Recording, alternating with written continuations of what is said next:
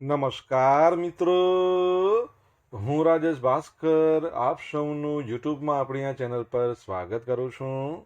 મિત્રો, આજે આપણે તારીખ 18મી ફેબ્રુઆરી 2026ના કેટલાક મોસ્ટ ઇમ્પોર્ટન્ટ કરંટ અફેર અને અગાઉની પરીક્ષામાં પૂછાયેલા કેટલાક ઇમ્પોર્ટન્ટ પ્રશ્નો વિશે ડિટેલમાં ચર્ચા કરીશું, જે આપને આવનારી પરીક્ષા માટે ખૂબ જ ઉપયોગી સાબિત થશે. તો મિત્રો, આપ આ ચર્ચા સાથે જોડાઈ રહેજો અને વિડીયોને પહેલેથી લઈને છેલ્લે સુધી પૂરેપૂરો જોવાનો આગ્રહ રાખજો. તો ચલો મિત્રો, શરૂ કરીએ. શરૂઆત કરતા પહેલા જણાવી દઉં કે જો તમારે આપણી આ યુટ્યુબ ચેનલને સબસ્ક્રાઇબ કરવાનું બાકી હોય તો ચેનલને સબસ્ક્રાઇબ કરજો, નોટિફિકેશન બેલ આઇકોનને પ્રેસ કરીને. અને જો તમને વિડીયો પસંદ આવે તો વિડીયોને લાઇક કરજો, પરંતુ તમારા મિત્રો જોડે વિડીયોની લિંકને શેર કરવાનું ભૂલશો નહીં. ચલો તો શરૂઆત કરીએ. સૌપ્રથમ જોઈશું અગાઉની પરીક્ષામાં પૂછાયેલા બંધારણના પ્રશ્નો, જેના જવાબો તમારે મને કમેન્ટ બોક્સમાં લખીને જણાવવાના છે. અને વિડીયોના લાસ્ટમાં જ્યારે હું તમને આ દરેક પ્રશ્નના જવાબ જણાવું ત્યારે તમારે ચેક કરવાનું છે કે તમે આપેલા પ્રશ્નો જવાબમાંથી કેટલા પ્રશ્નો જવાબ સાચા છે. અને જેટલા પણ પ્રશ્નો જવાબ સાચા હોય એનો આંકડો કમેન્ટમાં તમારે લખવાનો કે 10માંથી આટલા સાચા છે. ડેઇલી જીકે ટેસ્ટમાં આપણે રોજ 10 પ્રશ્નો પૂછીએ છીએ, એમાંથી 5 પ્રશ્નો બંધારણના છે. બાકીના જે 5 પ્રશ્નો છે એ ગુજરાતની ભૂગોળના છે. તો તમે તમારા આન્સર આપો નીચે કમેન્ટ બોક્સમાં, અને હું આજના કરંટ અફેરનો પ્રથમ પ્રશ્ન છે એની શરૂઆત કરું છું. પ્રથમ પ્રશ્ન છે કે તાજેતરમાં કયા શહેરમાં ભાષિણી રાજ્યમ ગુજરાત ચેપ્ટર વર્કશોપ યોજાઈ હતી? તો જવાબ આવશે ગાંધીનગર ખાતે. કઈ જગ્યાએ? ગાંધીનગર ખાતે. તો ગાંધીનગરના નર્મદા હોલ સ્વર્ણિમ સંકુલ 1 છે, ત્યાં તાજેતરમાં ભાષિણી રાજ્યમ ગુજરાત ચેપ્ટર વર્કશોપ આ યોજાઈ ગઈ. અને આ જે કાર્યક્રમ છે ને એનો મુખ્ય હેતુ શું હતો કે ગુજરાતમાં આર્ટિફિશિયલ ઇન્ટેલિજન્સ છે એના દ્વારા સંચાલિત બહુભાષી ડિજિટલ શાસનને મજબૂત બનાવવાનું છે. વર્કશોપની મુખ્ય વિગતો આપણે જોઈ લઈએ. તો આયોજન કોણે કર્યું હતું? તો આપણું જે માહિતી મંત્રાલય છે ને, ministry of information, ministry of electronics and information technology, જેના મંત્રી અશ્વિની વૈષ્ણવ છે. અને ડિજિટલ ઇન્ડિયા ભાષિણી ડિવિઝન, આ ઉપરાંત ગુજરાત સરકાર, આ ત્રણના સંયુક્ત ઉપક્રમે આનું આયોજન કરવામાં આવ્યું હતું. ઉદ્દેશ શું હતો? ભાષાના અવરોધો દૂર કરવાના, નાગરિકોને તેમની માતૃભાષામાં સરકારી સેવાઓ પૂરી પાડવી. નવી પહેલ, માનનીય મંત્રી શ્રી અર્જુનભાઈ મોઢવાડિયા છે એમના દ્વારા રાજ્ય સ્તરીય હેકાથોન અક્ષર દ્રષ્ટિ એ પણ લોન્ચ કરવામાં આવી. Live demo, digital India Bhashini division CEO એના શ્રી અમિતાભ નાગે અંગ્રેજીમાંથી ગુજરાતીમાં સ્પીચ ટુ સ્પીચ આવું અનુવાદનું જીવંત પ્રદર્શન કર્યું હતું. ભાષાઓની વાત આવી છે, તમને ખબર છે કે વિશ્વ ગુજરાતી ભાષા દિવસ 24મી ઓગસ્ટે આપણે મનાવીએ છીએ. તમારા માટે પ્રશ્ન એ છે કે આંતરરાષ્ટ્રીય માતૃભાષા દિવસ આપણે ક્યારે મનાવીએ છીએ? કમેન્ટ બોક્સમાં લખીને જણાવો આન્સર આવડતો હોય તો. છેલ્લા 1 વર્ષમાં આઈએમડી દ્વારા કેટલા નવા ડોપલર વેધર સ્ટેશન એટલે કે ડોપલર વેધર રડાર એ સ્થાપિત કરવામાં આવ્યા છે? તો ભારતની અંદર ટોટલ 3 ડોપલર વેધર રડાર છે સ્થાપિત કરવામાં આવ્યા છે. તો ભારતીય હવામાન વિજ્ઞાન વિભાગ, ઇન્ડિયા મેટ્રિયોલોજીકલ ડિપાર્ટમેન્ટ, જેની સ્થાપના 1875માં થઈ, હેડક્વાર્ટર નવી દિલ્હીમાં આવેલું છે, અને એના અધ્યક્ષનું નામ તમારે જ કહેવાનું છે, અથવા ડિરેક્ટર જનરલ, તમે જે પણ કહો. તો દેશમાં હવામાનની સચોટ આગાહી માટે તેની દેખરેખ પ્રણાલીને વધુ મજબૂત બનાવી છે. નવા રડારની સ્થાપનાની વાત કરીએ તો છેલ્લા 1 વર્ષમાં 3 નવા ડોપલર વેધર રડાર છે સ્થાપિત કરવામાં આવ્યા છે.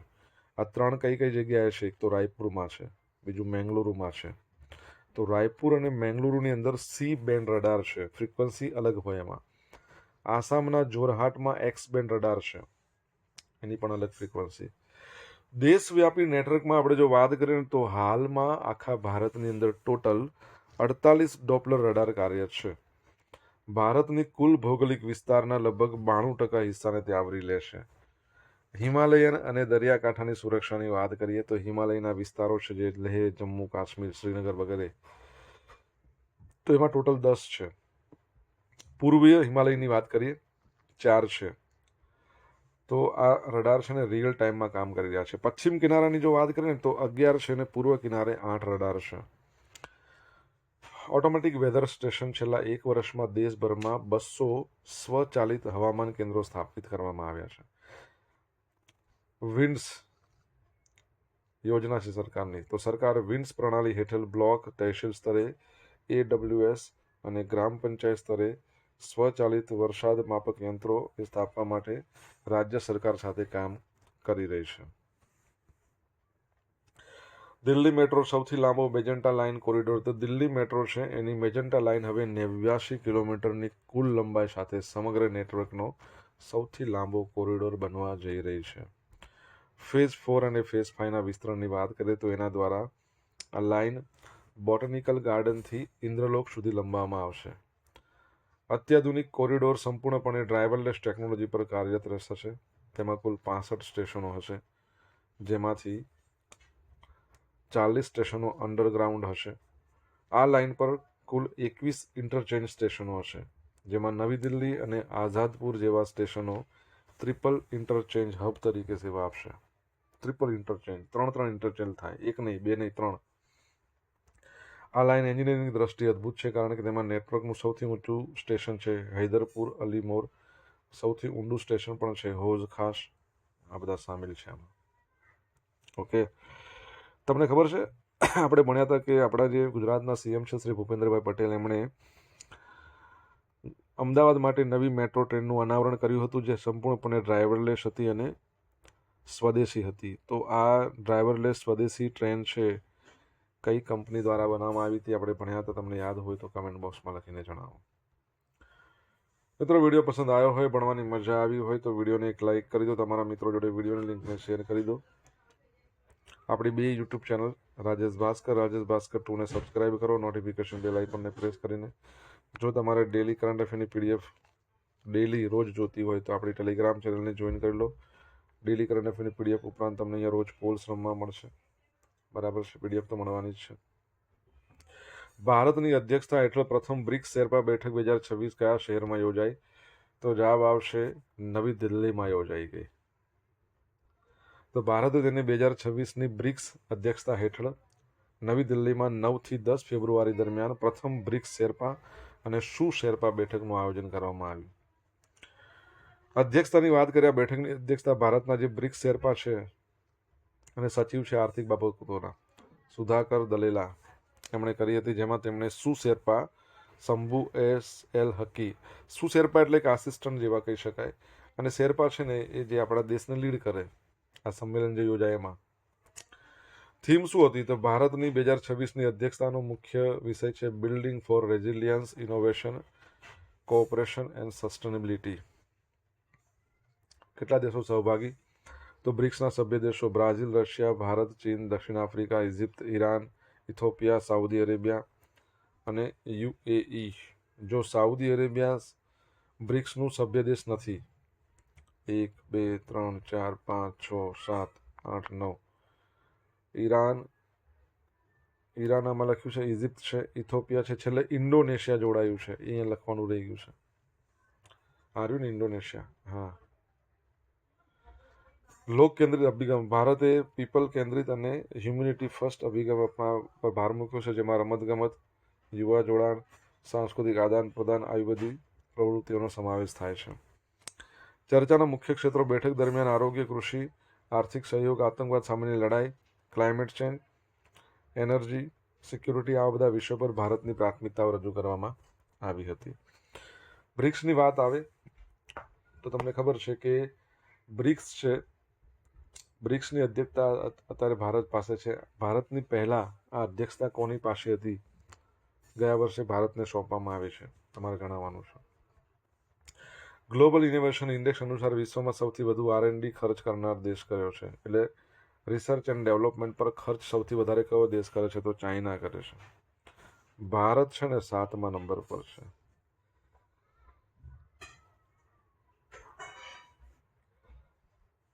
તો વર્લ્ડ ઇન્ટેલેક્ચુઅલ પ્રોપર્ટી ઓર્ગેનાઇઝેશન દ્વારા જારી કરવામાં આવેલ ગ્લોબલ ઇનોવેશન ઇન્ડેક્સ આ રિપોર્ટ અનુસાર વર્ષ 2024માં વૈશ્વિક R&D ખર્ચ $2.87 ટ્રિલિયન આટલો બધો થયો છે આખા વિશ્વનો.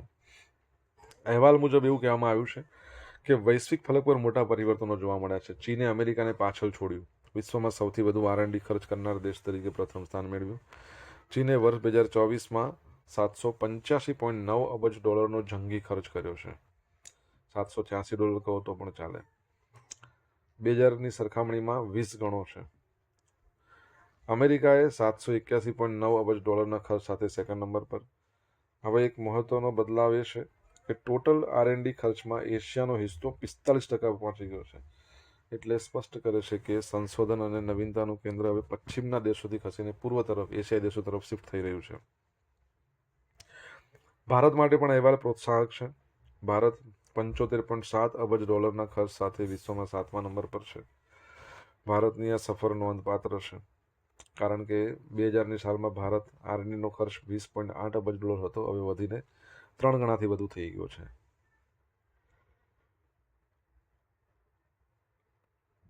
પરંતુ તમે જોશો ચાઇના અને અમેરિકાની કમ્પેરિઝન કરીએ તો આપણા કરતાં 10 ગણા કરતાં વધારે ખર્ચો કરે છે.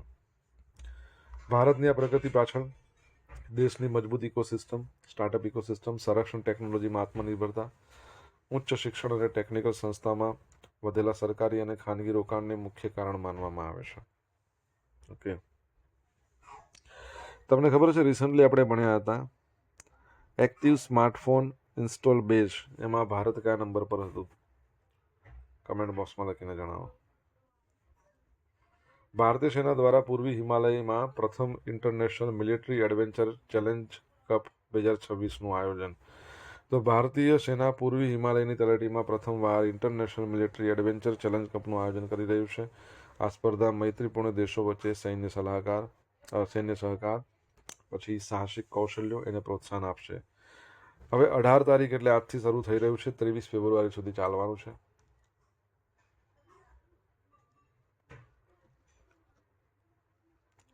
સહભાગી દેશોમાં Bharat, Bhutan, Brazil, Kazakhstan, કિર્ગિસ્તાન, Nepal, Sri Lanka, Saudi Arabia છે. ભારતીય ટુકડીની વાત કરીએ તો આર્મી, વાયુસેના, કોસ્ટગાર્ડ, ITBPના જવાનો બધા ભાગ લેશે. અહીંયા ITBP પરથી મને યાદ આવ્યું કે રિસન્ટલી આપણે ભણ્યા તેના ડિરેક્ટર જનરલ નવા આવ્યા, તમને યાદ હોય તમે જણાવી શકો છો.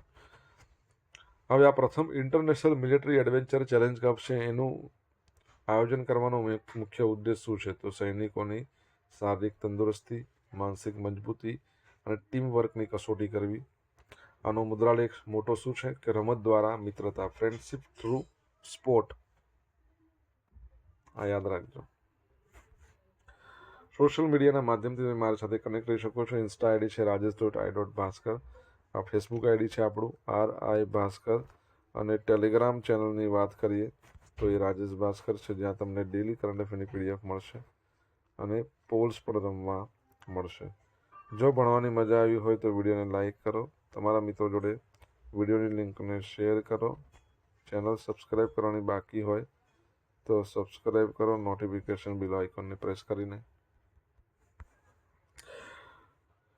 ડિફેન્સ એક્વિઝિશન કમિશને કેટલા નવા રાફેલ ફાઇટર જેટ ખરીદવાની પ્રસ્તાવને મંજૂરી આપી દીધી છે? તો 114. તો ભારતના ડિફેન્સ એક્વિઝિશન કાઉન્સિલ છે, નોટ કમિશન, એણે સંરક્ષણ ક્ષમતામાં વધારો કરતા 2 મોટા પ્રસ્તાવને મંજૂરી આપી દીધી છે. સંરક્ષણ મંત્રી રાજનાથ સિંહની અધ્યક્ષતામાં મળેલી આ બેઠક ફ્રાન્સ પાસેથી 114 રાફેલ આપણે ખરીદશું, અમેરિકા પાસેથી 6 P-8I એરક્રાફ્ટ ખરીદશું. આ બંનેને લીલી ઝંડી મળી ગઈ છે. રાફેલનો સોદો 3.25 લાખ કરોડ રૂપિયાનો છે. 114 રાફેલ જેટ આપણે ખરીદશું. P-8I એરક્રાફ્ટ છે એ નૌકાદળ માટે અમેરિકા પાસેથી આપણે 6 એવા લેવાના છે, દરિયાઈ સર્વેલન્સ વિમાનો. ઉત્પાદન કોણ કરે છે? રાફેલનું ઉત્પાદન કરે છે ડસોલ્ટ એવિએશન. એ ભારતીય કંપની સાથે મળીને ભારતમાં વિમાન બનાવશે, જેમાં 55 થી 60% સ્વદેશી સાધનો હશે. સ્ક્વોડની સંખ્યા. વાયુસેનાની હાલની જે સ્ક્વોડ્રન એક ક્ષમતા ઘટીને 29 થઈ ગઈ છે, જ્યારે તેની જરૂરિયાત 42ની છે. કુલ રાફેલ. આ ડીલ પૂરું થયા બાદ ભારત પાસે લગભગ 150 રાફેલ જેટ થઈ જશે, બંને વાયુસેના, નૌકાદળ બંનેના. P-8I surveillance. નેવી પાસે હાલમાં 12 P-8I એરક્રાફ્ટ છે, જેમાં 6 ઉમેરા જશે એટલે 18 થશે. એટલે હિન્દ મહાસાગરમાં દેખરેખ વધુ મજબૂત બનશે. બજેટ 2026-27માં તમને ખબર છે 7.8 લાખ કરોડ રૂપિયા ફાળવ્યા છે, જેમાંથી 27.95% હિસ્સો ભારત શું કરશે? નવા શસ્ત્રો, વિમાનો આની પાછળ ખર્ચશે. રાફેલ ઉડાડનાર ભારતના પ્રથમ રાષ્ટ્રપતિ કોણ? કમેન્ટ બોક્સમાં લખો.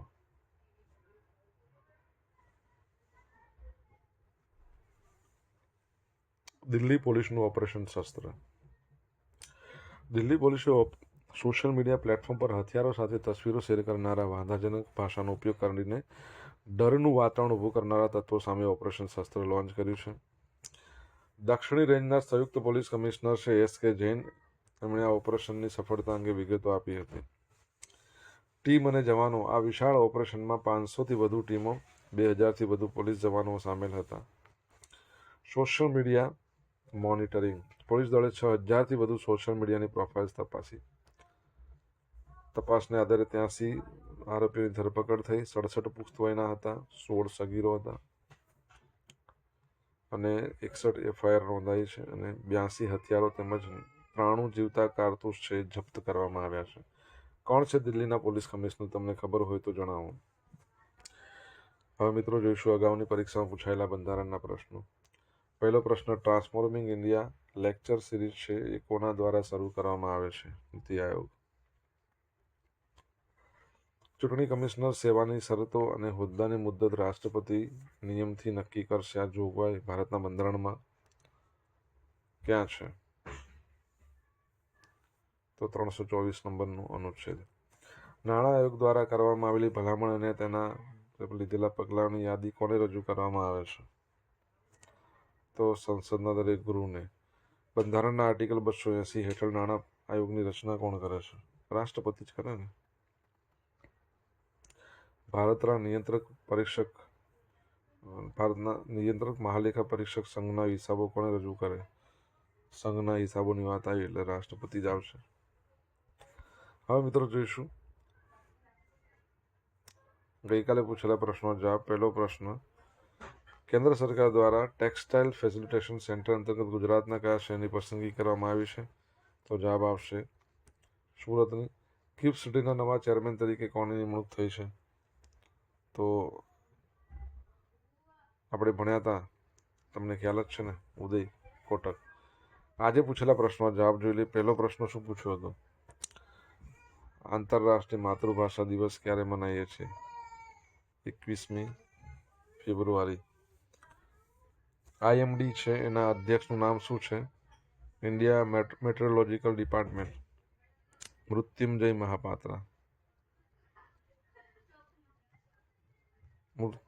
મહાપાત્રા. ત્રીજા નંબરનો પ્રશ્ન, ગુજરાતમાં 10 મેટ્રો ટ્રેન આવવાની છે. એમાં ટ્રાવેલલેસ મેટ્રો ટ્રેન છે, સ્વદેશી છે, ભારતીય. એનું ઉત્પાદન કોણ કર્યું છે? ટીટાગઢ રેલ કોચ ફેક્ટરી, કોલકાતા. ચોથા નંબરનો પ્રશ્ન, બ્રિક્સની અધ્યક્ષતા ભારતની પહેલા કોની જોડે હતી? બ્રાઝિલે ભારતને સોંપી છે. પાંચમા નંબરનો પ્રશ્ન, એક્ટિવ સ્માર્ટફોન ઇન્સ્ટોલ ડેટાબેઝમાં ભારત સેકન્ડ નંબર પર, અમેરિકાની ચાઇના નંબર 1 પર છે. છઠ્ઠો પ્રશ્ન, ઇન્ડો ટિબેટિયન બોર્ડર પોલીસ આઈટીબીપીના હાલના ડિરેક્ટર જનરલ જે નવા બન્યા છે હમણાં જ, શત્રુજીતસિંહ કપૂર. સાતમા નંબરનો પ્રશ્ન શું હતો? રાફેલ ઉડાવનાર પ્રથમ રાષ્ટ્રપતિ અત્યારે હાલમાં છે શ્રીમતી દ્રૌપદી મુર્મુ. સુખોઈ ઉડાવનાર પ્રથમ રાષ્ટ્રપતિ ડૉક્ટર એપીજે અબ્દુલ કલામ. ત્યારબાદ સેકન્ડ નંબરના હતા પ્રતિભા દેવીસિંહ પાટીલ, ને ત્રીજા નંબરના હાલમાં જે છે બરાબર છે દ્રૌપદી મુર્મુજી. આઠમા નંબરનો પ્રશ્ન શું હતો? હા, કે દિલ્હી છે એના પોલીસ કમિશનર શું નામ છે એમનું? સતીશ ગોલચા આવે, કોલચાને સતીશ ગોલચા. હવે મિત્રો જોશું ગઈકાલના કરંટ અફેરમાંથી પૂછેલા કેટલાક ઇમ્પોર્ટન્ટ પ્રશ્નો જેના જવાબો તમારે કમેન્ટમાં લખવાના. પહેલો પ્રશ્ન, કઈ સંસ્થાના સંશોધકોએ પરાગરજ ઓળખવા માટે એઆઈ ફ્રેમવર્ક વિકસાવ્યું છે? સેકન્ડ પ્રશ્ન, ગુજરાત વિધાનસભાના નવા ઉપાધ્યક્ષ તરીકે કોની નિમણૂક થઈ? જવાબ આવડે તો કમેન્ટ બોક્સમાં લખીને જણાવજો. તો આ હતા આજના દિવસના કેટલાક મોસ્ટ ઇમ્પોર્ટન્ટ કરંટ અફેર. સાથે આપણે જોયું અગાઉની પરીક્ષા પૂછાયેલા કેટલાક ઇમ્પોર્ટન્ટ પ્રશ્નોના જવાબોની સાથે આશા રાખું બધાને ભણવાની મજા આવી છે. મજા આવી તો વિડીયોને લાઈક કરો, તમારા મિત્રો વિડીયોને શેર કરો. આપણી બંને યુટ્યુબ ચેનલ રાજેશ ભાસ્કર 2ને સબસ્ક્રાઈબ કરો, નોટિફિકેશન બેલ આઇકોનને પ્રેસ કરીને. તો મિત્રો thank you so much for watching this video. Have a nice day. જય હિન્દ, જય ભારત, જય જય ગરવી ગુજરાત.